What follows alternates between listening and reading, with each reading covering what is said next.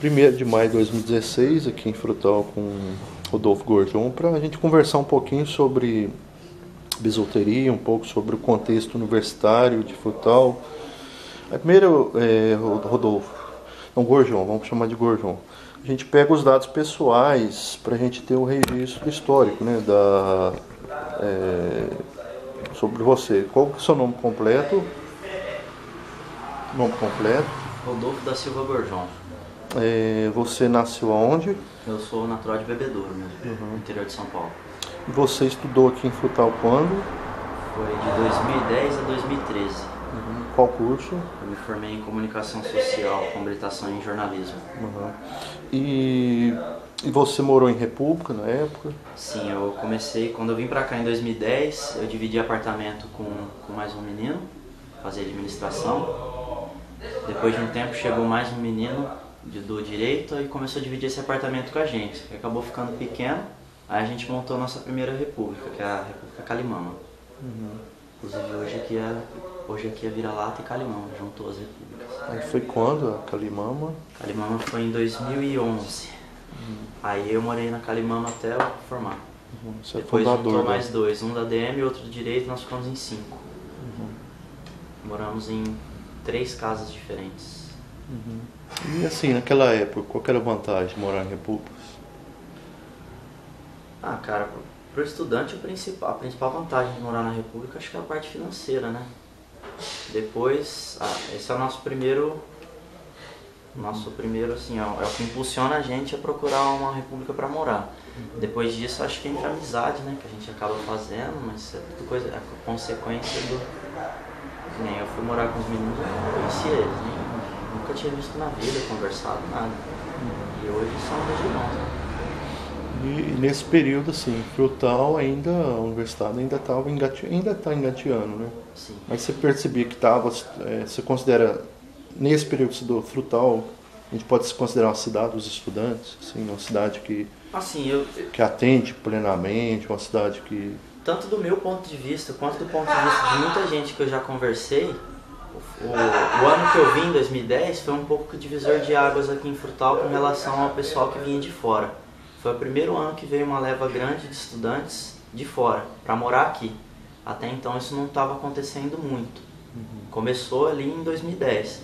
E desde então eu só notei crescimento e evolução mesmo, né?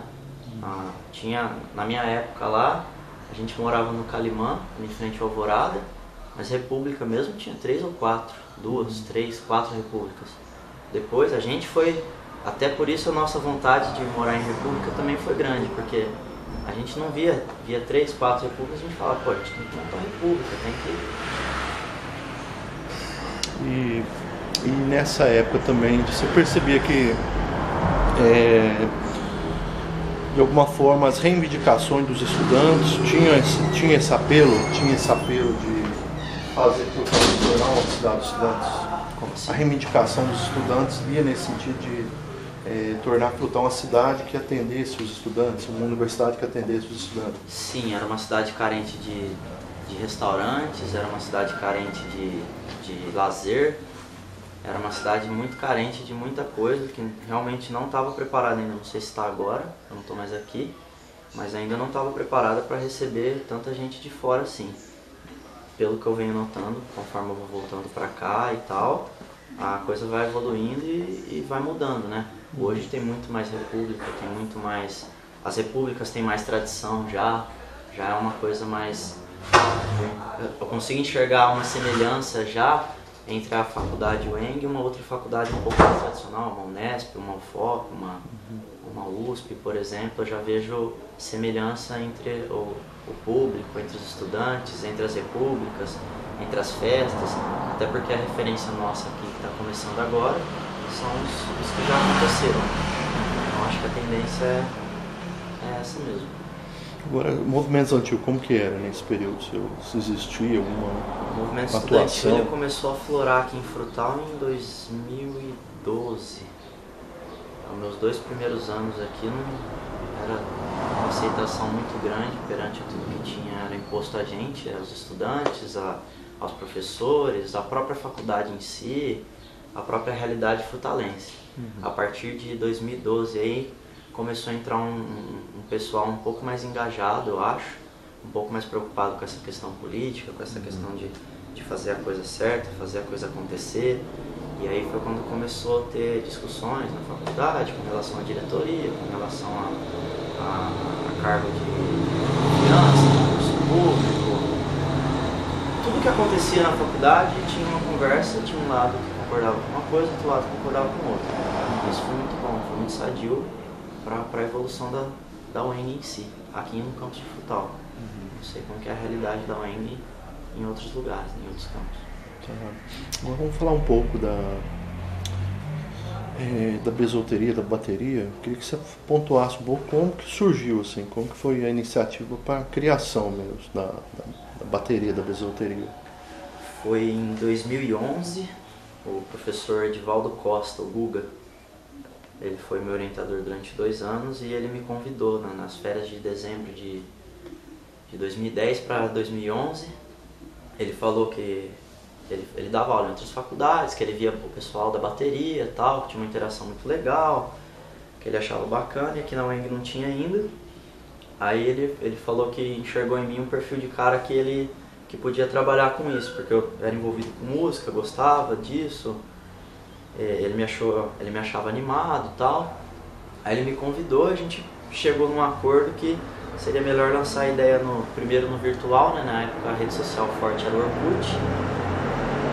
Aí a gente lançou a ideia na comunidade da UENG lá, no Orkut, falando que a gente estava com uma ideia de tentar montar uma bateria universitária, o que o pessoal achava, opinião, ideia, apoio, crítica, tudo. E a aceitação foi muito boa, muita gente comentou, a repercussão foi muito legal. Aí nós marcamos as primeiras reuniões, sempre lotado, sempre muita gente interessada.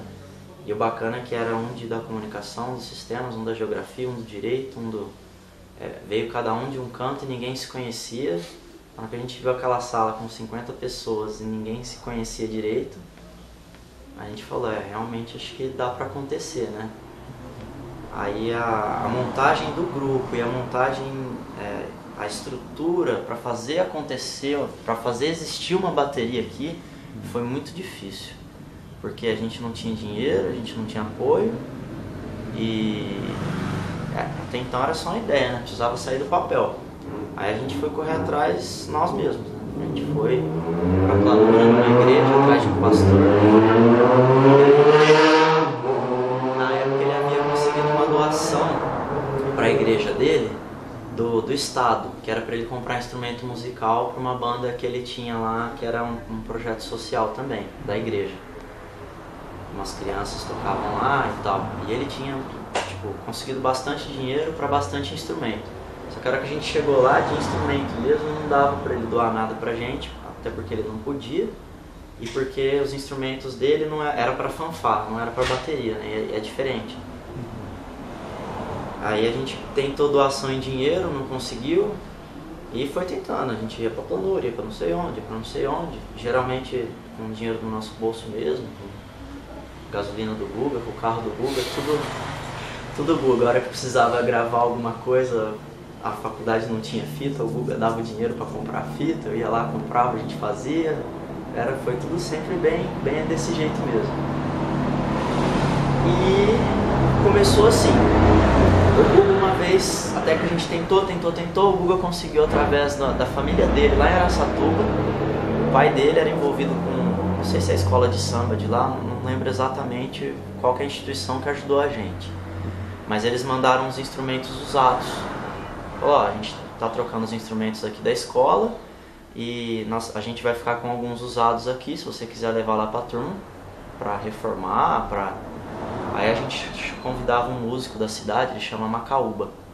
Ele deu uma afinada nos instrumentos pra gente, deu uma reformada no que precisava pra gente começar. Mas até então não era alguma coisa legal também, sabe? A gente começou do jeito que deu. E o irmão do Guga é ritmista, chama Fernando Costa.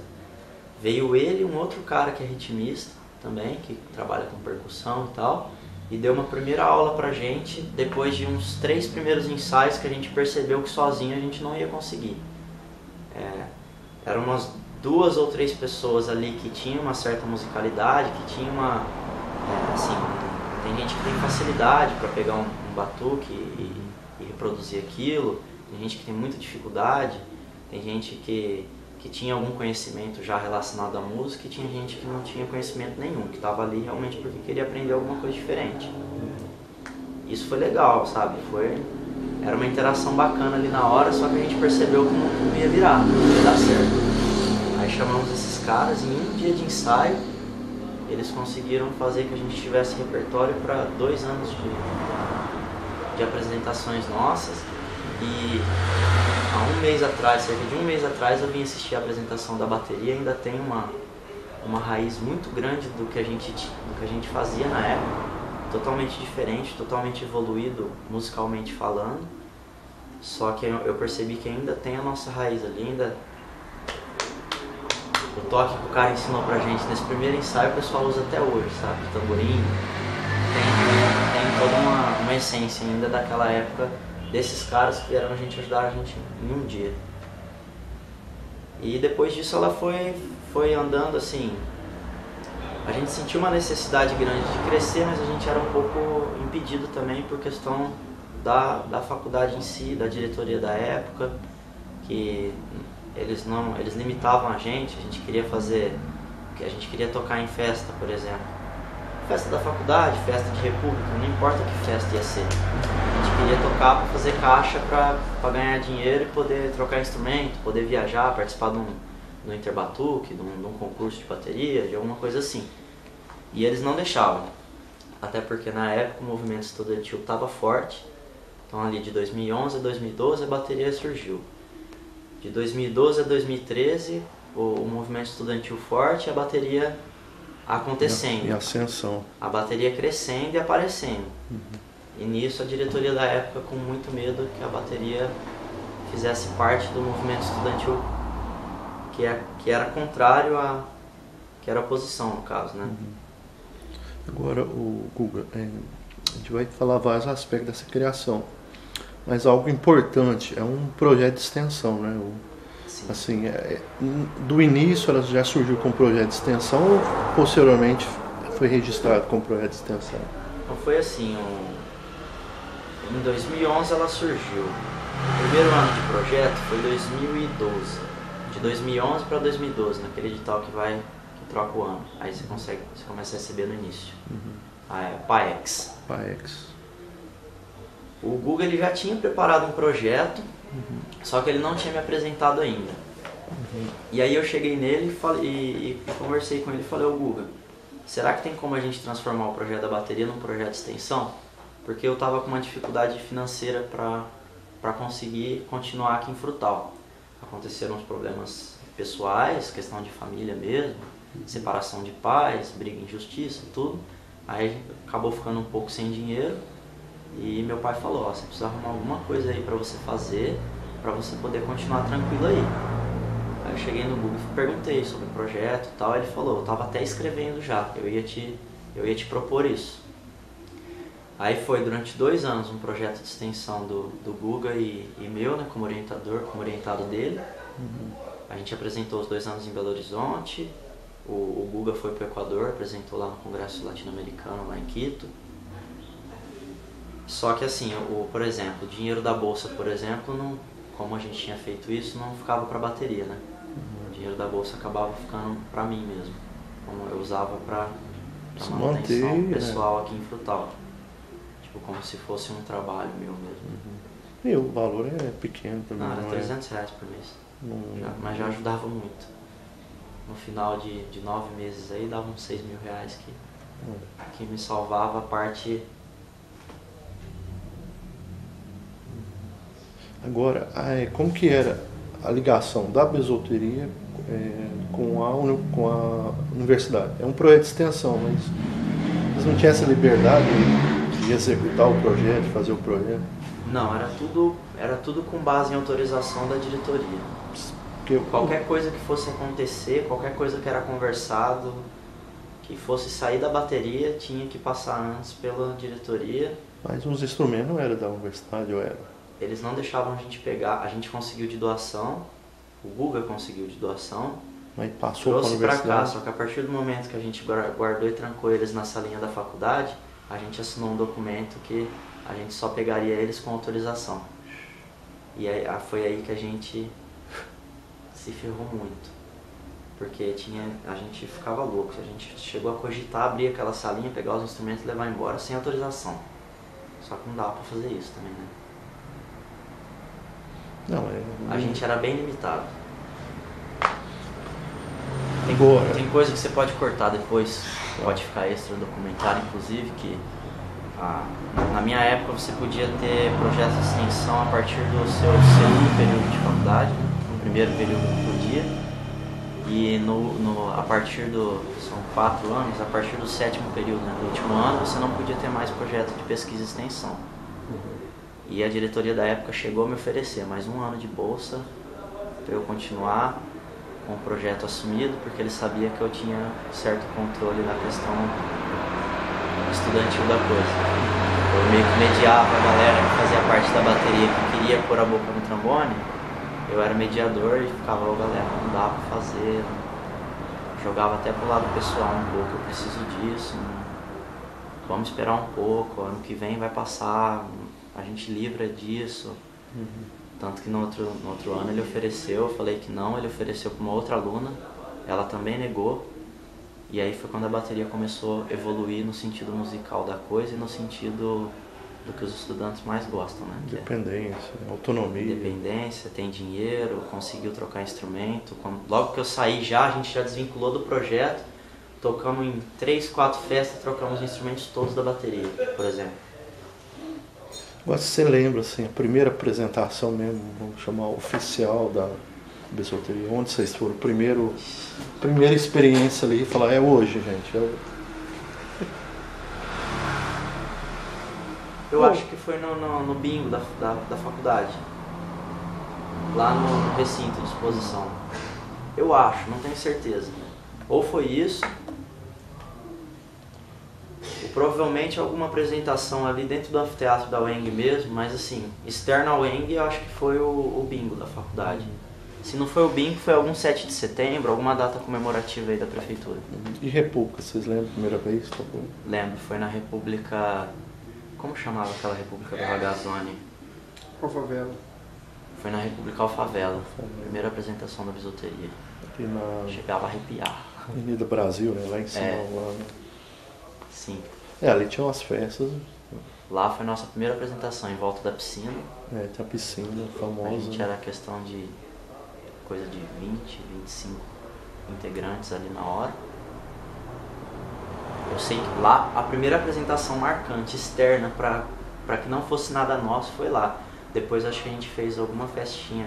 A gente fazia algumas... chamava Bartocaba. Umas festinhas que a gente fazia para tentar ganhar uma grana para bateria, para poder viajar, poder comprar um instrumento quando precisasse, alguma coisa assim. E geralmente era lá na República Sai Vazado, né, da Flavinha. República Sai Vazado. Sei, assim, fez apresentação fora também, na sua época? Fora de Frutal? É. Que eu me lembre, não. Não. Até porque não tinha como, né? A gente não tinha acesso a... Por exemplo, pra gente tocar fora da faculdade, a gente tinha que pegar o carro do Guga, deitar os bancos, colocar 3, 4 surdos lá, chamar um amigo que tinha uma caminhonete, que nem da bateria era, mas o cara gostava e ajudava, ia com a caminhonetinha dele, levava o instrumento. Tinha um ou outro integrante da bateria na época que tinha carro dos estudantes, eles também ajudavam a carregar, mas era tudo por nossa conta. A gente não tinha ônibus, a gente não tinha... A cidade nunca liberou ônibus. Não. Até hoje é assim, né?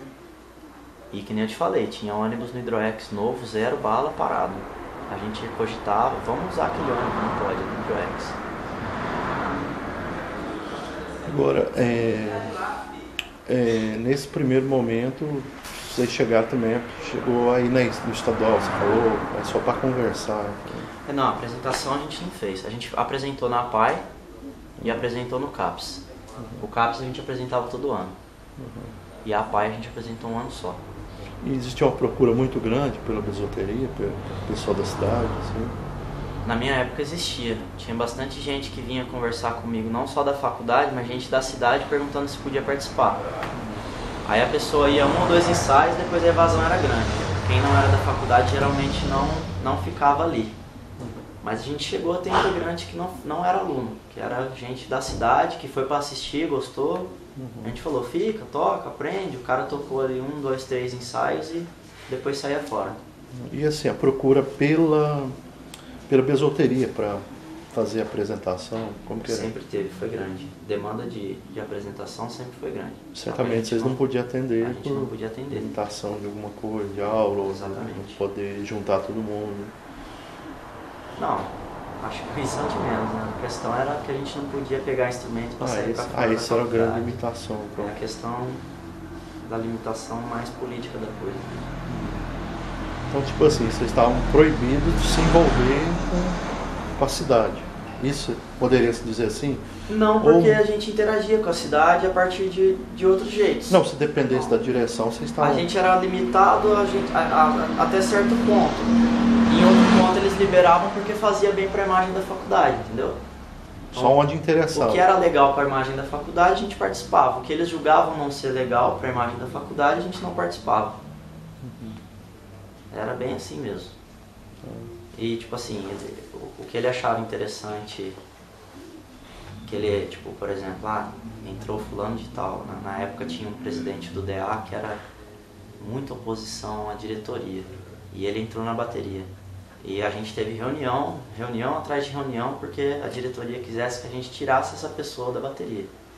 E a gente não tirou. A gente falou, não, se for para tirar, a bateria acaba, porque isso não é esse a ideia da bateria. A ideia da bateria é juntar, não é separar. É interação, né? A ideia principal da bateria, quando a gente fez o projeto, a gente pensou assim, Frutal é muito carente de lazer. Às vezes a gente sai da faculdade doido para fazer alguma coisa, a gente vai para uma praça, aí a polícia vai e reclama, porque a gente está lá tocando um violão na praça. E no início aqui tinha uma rixa grande entre universitário e frutalense. A aceitação era relativa também, com relação ao estudante aqui. Se duvidar, até hoje é um pouco. E onde tinha estudante, o pessoal não gostava, tinha polícia. Repressão, né? Aí a gente falou, a gente precisa de alguma coisa pra gente fazer depois da faculdade, pra gente se divertir, pra gente... Aí veio a ideia da bateria, tudo, tinha os ensaios. Era muito mais diversão pra gente do que um compromisso, né? O ensaio era na faculdade mesmo? Sim, o ensaio eles liberavam o anfiteatro pra gente geralmente até meia-noite, meia-noite e meia. A aula acabava 10h40 e a gente já começava. 10h50, 11 horas estava começando. Quantos ensaios mais ou menos por... Na minha época começamos com 1 por semana, depois tinha 2 por semana. Acho que hoje, se duvidar, tem todo dia, né? Eu ouvi dizer aí que tem época de competição, sim. Tem época que a galera ensaia diariamente, tem época que ensaia mais esporadicamente. Mas quando eu saí era 2 ensaios por semana já. Agora, assim, olhando o que tinha na faculdade, você acha que a bisoteria abriu a universidade para a cidade? Foi o início de um caminho importante? Eu acho que sim. Não só pelo lado da interação cidade-universidade, porque agora a bisoteria pode se apresentar em qualquer lugar, não tem mais essa limitação de vocês não podem tocar em tal festa. Então acho que isso só tem a agregar, tanto para a cidade quanto para a faculdade, pela questão cultural mesmo. Na bateria, uma é de Vitória do Espírito Santo, outra é do Rio de Janeiro, outra é do interior de São Paulo, outra é do norte de Minas, outra é do sul de Minas. E onde tem gente diferente, de lugar diferente, eu acho que é um ambiente bom, não só pela questão eu acho que agrega, né? Pessoas diferentes, ambiente diferente, acho que sempre vai enriquecer em alguma coisa. A cidade não tem a perder nada por uma apresentação da bateria, por exemplo, eu acho. Só tem a ganhar. E sim, qual a vantagem da bisoteria para o estudante? Não fala só da sua época, mas hoje ainda. O cara entrar na bisoteria, o que vai ser bom para ele? Assim? Qual a opinião que você tem sobre isso? Não só para o cara que chega aqui, calor, bicho, ele é interação, amizade, conhecimento, porque você vai lá, você aprende. Quem nunca mexeu com música, vai lá, não sabe batucar nada, mas aprende, você volta dali um mês, o cara tá batucando igual E Mas o principal mesmo é isso aí, é a interação, a amizade, ter o que fazer. Você poder sair da faculdade 10h30 da noite, ter um programa para fazer com seus amigos, por exemplo. Eu acho que essa é a ideia. Tá. E na época existiam outros grupos culturais da universidade?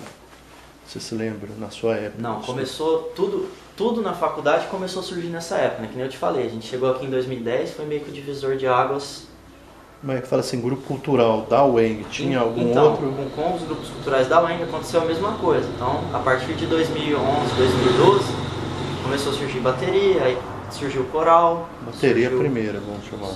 Não sei se a bateria foi a primeira, mas eu sei que no mesmo ano teve bateria, coral e o GUT, que é o grupo de teatro. GUT. Então começou tudo nessa época, tudo engatinhando do zero, tudo projeto. Eu fiz parte do coral também. O coral era um projeto muito bacana. Quem que era o coordenador? A Ana Maria Zanoni. Só que eu acho que o coral acabou. Não, voltou. Voltou agora? Ainda faz alguma apresentação, assim. Na primeiro que eu saiba. Na minha época ele havia acabado, assim, não tinha mais ensaio, não tinha reunião. Eu acho que ele ficou um tempo inativo. Agora, assim, valores, desde o início, assim, valores do membro da Besolteria. O que vocês, enquanto membro da Besolteria, assim, consideravam essenciais para ser membro da Besolteria? Saber compartilhar conhecimento. Chegar uma pessoa lá que não tem, não só conhecimento, mas tudo, né? Tipo, saber compartilhar. Porque chega uma pessoa lá, um cara que veio de fora, ele não tem amigo. Ele vai lá naquele grupo justamente para isso, para ver se ele faz uma amizade, para ele ter o que fazer e ele vai aprender. E o integrante da bateria é isso, ele ensina, ele aprende, ele chega lá, aprende, depois ele ensina quem chega, entendeu? Eu acho que essa troca que é o... Agora, ali dentro, internamente, para o cara se sustentar, ele não pode ser individualista, assim. Não, tem... Tem a individualidade dele, mas o cara não pode pensar só nele, né? Ali. Eu sempre falei isso, que lá era assim, cada um era muito diferente do outro, mas todo mundo se dava muito bem, se completava do jeito que tinha que completar, entendeu? Tipo assim, não necessariamente eu e o outro integrante da bateria, a gente gosta das mesmas coisas, a gente faz parte do mesmo ciclo social aqui e tudo mais, mas... todo mundo tem que ser um pouco, tem que saber trabalhar em grupo, porque o negócio funciona no conjunto, não funciona no individual. O cara pode ser um individual muito bom, mas se ele não souber trabalhar em grupo, provavelmente ele não vai dar certo ali. E como foi o recrutamento dos novos membros? Assim, já teve no período de vocês? Já teve substituição ou teve que chamar a galera? Na nossa época, como foi o surgimento, assim... Os primeiros interessados que surgiram, a gente abraçou todos. Quer participar? Vem. Quer participar? Tem ensaio. Você quer? Era só vir e falar que queria. Ou então aparecer no ensaio. A gente acolhia de braço aberto, todo mundo. Depois de um tempo, a bateria começou a ficar mais conhecida, tal, começou a surgir um interesse maior do pessoal em participar. E num grupo que você fecha para aprender, é difícil você ficar inserindo membro novo assim toda hora, porque atrapalha um pouco a evolução do aprendizado do grupo em si, né? Então a gente começou a limitar a participação. Assim, a gente a gente acolhia todo mundo, só que no esquema de fila. Então a gente chegou uma hora que a gente estava já com um dinheirinho, que a gente precisava ter alguém para cuidar desse dinheiro, precisava ter alguém para ter uma conta no banco, para ir atrás dessas coisas, precisava ter alguém para fazer divulgação numa rede social, fazer a página do Facebook da bateria. Aí a gente organizou uma diretoria ali dentro. Então um ficou como presidente, o outro ficou de vice, um ficou de diretor de comunicação, o outro ficou de... Cada um tinha a sua função ali dentro. E tinha uma das meninas que a função dela era prospectar novos integrantes de acordo com a demanda do pessoal da faculdade. Então o pessoal chegava, eu quero participar da bateria. A gente falava, vai falar com a Ana Júlia. Aí a Ana Júlia tinha uma listinha, um caderninho, ela colocava lá o nome da pessoa na lista. A hora que a gente tinha uma evasão, ou que a gente precisava de um membro novo para alguma coisa, a gente chamava o próximo da lista. Fulano, surgiu uma vaga aqui em